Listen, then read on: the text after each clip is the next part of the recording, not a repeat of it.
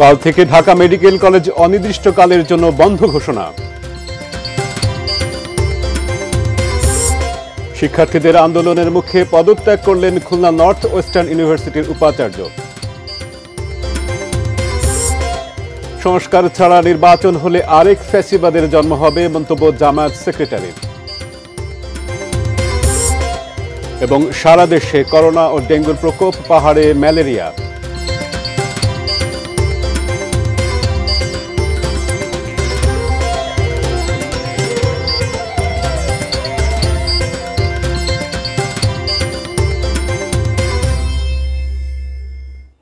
দেখছেন এটি নিউজ। বিকাল ৪টার দেশের খবরের সঙ্গে আছি আমি মুকিতুল কবির। এতক্ষণ শুনছিলেন নাসির ফ্লোর গ্লাসের সৌজন্যে সংবাদ শিরোনামগুলো। এবারে পুরো সংবাদ। ঢাকা মেডিকেল কলেজের একাডেমিক কার্যক্রম অনির্দিষ্টকালের জন্য বন্ধ ঘোষণা করা হয়েছে। শিক্ষার্থীদের আগামীকাল বেলা ১২টার মধ্যে হল ছাড়ার নির্দেশও দেওয়া হয়েছে। নিরাপদ ক্যাম্পাস ও আবাসনের দাবিতে শিক্ষার্থীদের আন্দোলনের মধ্যেই একাডেমিক কার্যক্রম বন্ধের বিষয়ে শনিবার বিজ্ঞপ্তি জারি করে কলেজ প্রশাসন। তবে পেশাগত এমবিবিএস পরীক্ষার্থী ও বিদেশি শিক্ষার্থীরা বন্ধের আওতামুক্ত থাকবেন। এর আগে শনিবার সকালে নিরাপদ ক্যাম্পাস সহ ৫ দফা দাবিতে কলেজ প্রাঙ্গণে অবস্থান কর্মসূচি পালন করেন শিক্ষার্থীরা। তাদের অভিযোগ, একাডেমিক ভবনের পলেস্তারা খসে পড়লেও কর্তৃপক্ষ গুরুত্ব দিচ্ছে না। ফজলে রাব্বি হলসহ ২টি হল ব্যবহারের অনুপযোগী। ছাত্রী হলেরও সিলিং খসে পড়ছে। যে কোনো মুহূর্তে হল ধসে হতাহতের ঘটনা ঘটতে পারে। এ সময় আবাসন সংকট সমাধান না হওয়া পর্যন্ত ক্লাসে না ফেরার ঘোষণা দেন আন্দোলনকারী শিক্ষার্থীরা। এরপর কলেজ বন্ধ ঘোষণা করে কর্তৃপক্ষ।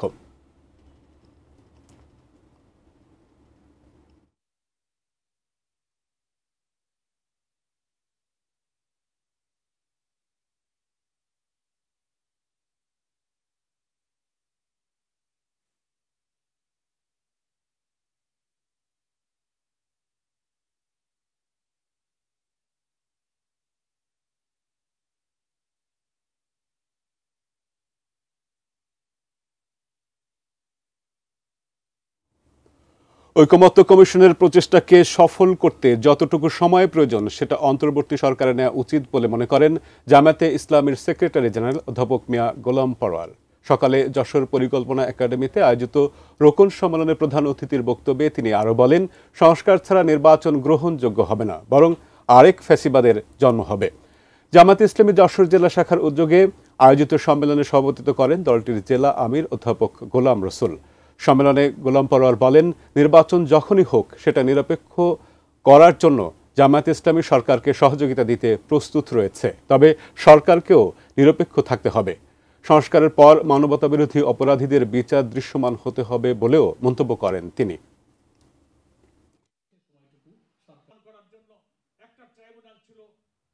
জাতীয় ঐকমত্য কমিশনের এই প্রচেষ্টাকে সফল করার জন্য সময় যেটুকু লাগে সে সময়টুকু সরকারের নেওয়া উচিত। সংস্কার ছাড়া নির্বাচনে গেলে সেই নির্বাচন গ্রহণযোগ্য হবে না, সেই নির্বাচনে জাতীয় মুক্তি হবে না, সেই নির্বাচনে আরেকটা ফ্যাসিবাদের জন্ম হবে। নির্বাচন যখনই হোক সেই নির্বাচনকে নিরপেক্ষ করার প্রয়োজনে জামায়াত ইসলামী এই সরকারকে সহযোগিতা দিতে প্রস্তুত আছে। তবে অন্তর্বর্তীকালীন সরকারকেও জাতির কাছে তিনি যে কমিটমেন্ট দিয়েছেন যে তিনি নিরপেক্ষ থাকবেন, তাকে সোজা হয়ে থাকতে হবে। দর্শক, এ পর্যায়ে নিচ্ছি ছোট্ট একটি বিরতি, এরপর আরো যা থাকছে।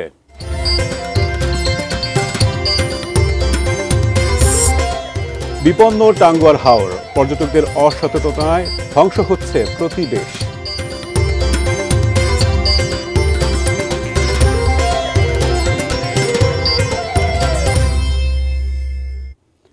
বিরতির পর দেশের খবরে স্বাগত আরও একবার।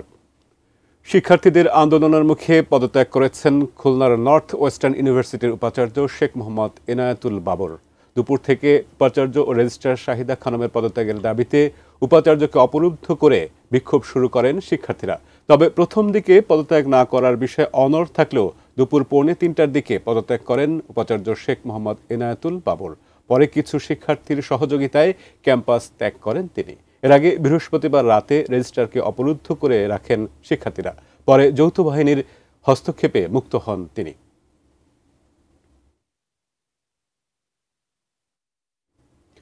সারা দেশে করোনা ও ডেঙ্গুর প্রকোপের মধ্যেই পার্বত্য জেলাগুলোতে আতঙ্ক ছড়াচ্ছে ম্যালেরিয়া। পরিস্থিতি মোকাবেলায় কতটা প্রস্তুত জেলা হাসপাতাল এবং স্বাস্থ্যকেন্দ্রগুলো, খোঁজ নিয়েছেন আমাদের প্রতিনিধিরা। Test report.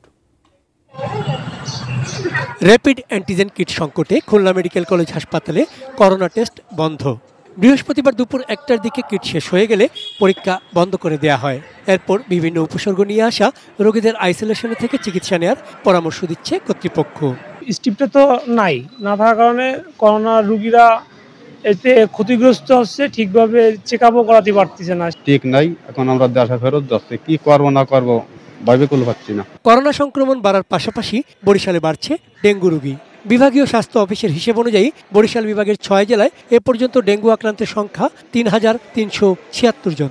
সুস্থ হয়ে ছাড়পত্র নিয়েছেন 2,950 জন। চিকিৎসাধীন আছেন 423 জন। চট্টগ্রামেও বাড়ছে ডেঙ্গু রোগীর সংখ্যা। হাসপাতালে ভর্তি অনেক রোগীর অভিযোগ মশারি সরবরাহ করছে না হাসপাতাল কর্তৃপক্ষ। আর হাসপাতাল কর্তৃপক্ষ বলছে মশারি সরবরাহ করা হলেও রোগীরা ঠিকমতো ব্যবহার করছেন না। এখন আপনারা আসার পর দেখতেছি ওরা হুড় করে অনেক মশারি বাই করে দিল। আমরা সব পেশেন্টকে মশারি দিয়ে রেখেছি, আপনারা দেখবেন, কিন্তু রোগীরা অনেক সময় দেখা যায় যে গরমের কারণে মশারি খুলে রাখে। পার্বত্য জেলার রাঙামাটিতে দিন দিন বাড়ছে ম্যালেরিয়া আক্রান্ত রোগীর সংখ্যা। জেলার বিলাইছড়ি, জোড়াছড়ি, বরকল ও বাগাইছড়ি এই 4 সীমান্তবর্তী উপজেলায় রোগীর সংখ্যা বেশি। এই বর্ষা মৌসুমে পাহাড়ি দুর্গম এলাকায় দ্রুততম সময়ে সঠিক চিকিৎসা সেবা দেওয়াও কঠিন বলছেন চিকিৎসকরা। ম্যালেরিয়ার ক্ষেত্রে আমাদের 2টো পরীক্ষা চালু আছে। আমাদের কথা হচ্ছে যে কোনো রোগী জ্বর মানেই প্রথম ম্যালেরিয়া পরীক্ষা করতে হবে, সেটা সে যেখানে অবস্থান করুক না কেন। গভীর বনাঞ্চল এবং মায়ানমার ও ভারত সীমান্তবর্তী বান্দরবান জেলায়ও বৃষ্টি বাড়ার সাথে সাথে বাড়ছে ম্যালেরিয়া। গত মে মাসে যেখানে ম্যালেরিয়ায় আক্রান্তের সংখ্যা ছিল 243 জন, চলতি জুনে তা দ্বিগুণের কাছাকাছি।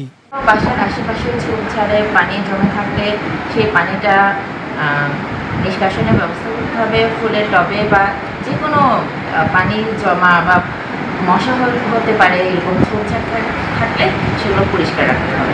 চন্দন পাল, ডেস্ক রিপোর্ট, এটিএন নিউজ। সময় হলো একটা বিরতি নেবার, সঙ্গেই থাকুন।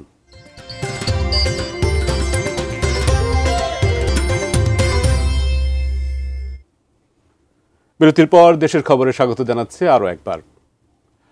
টাঙ্গুয়ার হাওরের আমন্ত্রণ জানিয়ে আমরা এই দেশের খবর শেষ করব। টাঙ্গুয়ার হাওর অপার সৌন্দর্যের টানে টাঙ্গুয়া হাওর ভ্রমণে ছুটে যান হাজারো পর্যটক। তবে সেই পর্যটকদের অসচেতনতাই ধ্বংস করছে এই হাওরের প্রতিবেশ। সুনামগঞ্জ থেকে মেহেদি হাসানের তথ্য ও ছবিতে ডেস্ক রিপোর্ট। আজ দেখুন দ্বিতীয় ও শেষ পর্ব। শান্ত স্নিগ্ধ অপার জলরাশি, নীল আকাশ আর সবুজ জল মিতালি করেছে এখানে। অথচ এই শান্ত সুন্দর পরিবেশ খান খান করে দিচ্ছে সাউন্ড বক্সের শব্দবোমা। অসংখ্য বাউল সাধকদের জন্ম সুনামগঞ্জে। মরমী ঐতিহ্য রয়েছে এই হাওর জেলার। অথচ টাঙ্গুয়া ভ্রমণে যারা আসে অনেকেই উচ্চস্বরে ডিজে গান বাজিয়ে আনন্দের নামে তৈরি করেন বিকট শব্দ দূষণ। হাওরের পরিবেশকে যা ধ্বংস করে। জলচর পাখিরা দুদণ্ড বসতে পারে না, করচের বনের পোকামাকড়েরা ভয়ে মুখ লুকোয়। টাঙ্গুয়ার হাওর হারায় তার স্বকীয়তা। স্থানীয়রা ফসলি জমি করতে পারে না, কারণ বোতল ভাঙা বা প্লাস্টিক এইসবের কারণে হুমকির মুখে ফসলি জমি এবং জীববৈচিত্র্য। এই সাউন্ড সিস্টেমগুলোর জন্য তো আসলে আমরা সবাই অতিষ্ঠ। এবং একটা বাড়িতে অনেক টিচার আছে এবং রুগী আছে, এরাও খুব ছাত্ররা আছে, তারা খুব অতিষ্ঠ হয়ে যায়। এই বাজনাটা যখন বাজায় তখন রাস্তা এই যে গাড়িতে কিন্তু মেয়ে ছেলে গেলে এরা যে একটা ভঙ্গি ভাঙা দেখায়, এগুলো খুব একটা মানে খারাপ জঘন্য তোকা। অথচ পরিবেশ সুরক্ষায় প্রশাসনের দেয়া 12 শর্ত মেনে টাঙ্গুয়া ভ্রমণে যেতে হয় পর্যটক এবং হাউস বোটগুলোকে। যেমন ডিজে সাউন্ড বা বড় সাউন্ড সিস্টেম ব্যবহার করা যাবে না। অন্য পর্যটকরা বিরক্ত হন এমন সব কিছু থেকে বিরত থাকা, কোমল পানীয়, চিপস ও প্লাস্টিক পলিথিনের প্যাকেট ফেলে পরিবেশ দূষণ না করা। কে আর তা মানে? টাঙ্গুয়ার হাওর আমাদের অমূল্য সম্পদ, তাকে ধ্বংস নয় রক্ষা করার দায়িত্ব আমাদের সবার। গতকালকে আমরা কিন্তু মোবাইল কোড অভিযান পরিচালনা করেছি। সেখানে 5টি ট্রলারকে 10,000 টাকা জরিমানা করেছি এবং একটি হাউস বোটকে সতর্কতা স্বরূপ প্লাস্টিক দূষণের কারণে আমরা তাদেরকে পরিবেশ আইন 1995 অনুযায়ী 5,000 টাকা জরিমানা করি। অর্থাৎ উচ্চস্বরে গান বাজনা করা টাঙ্গুয়ার হাওরে নিষিদ্ধ এবং যে কোনো উচ্চস্বরে গান বাজনা করা হলেই তাদেরকে আইনানুগ ব্যবস্থা গ্রহণ করা হবে। হাওরের প্রতি যত্নশীল না হলে আগামীতে সেন্ট মার্টিন দ্বীপের মতো সীমিত হয়ে আসতে পারে টাঙ্গুয়া ভ্রমণ, যা কারো জন্যই সুখকর হবে না। চন্দন পাল, ডেস্ক রিপোর্ট, এটিএন নিউজ। শেষ করব দেশের খবর, তার আগে নাসির ফ্লোর ক্লাসের সৌজন্যে শিরোনামগুলো দেখে নেব আরও একবার।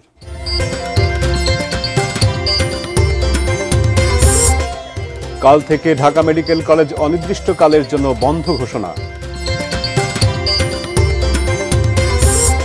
শিক্ষার্থীদের আন্দোলনের মুখে পদত্যাগ করলেন খুলনা নর্থ ওয়েস্টার্ন ইউনিভার্সিটির উপাচার্য। সংস্কার ছাড়া নির্বাচন হলে আরেক ফ্যাসিবাদের জন্ম হবে, মন্তব্য জামায়াত সেক্রেটারির।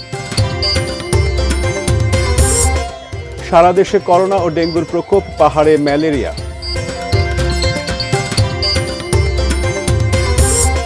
এবং বিপন্ন টাঙ্গুয়ার হাওর, পর্যটকদের অসচেতনায় ধ্বংস হচ্ছে প্রতিবেশ।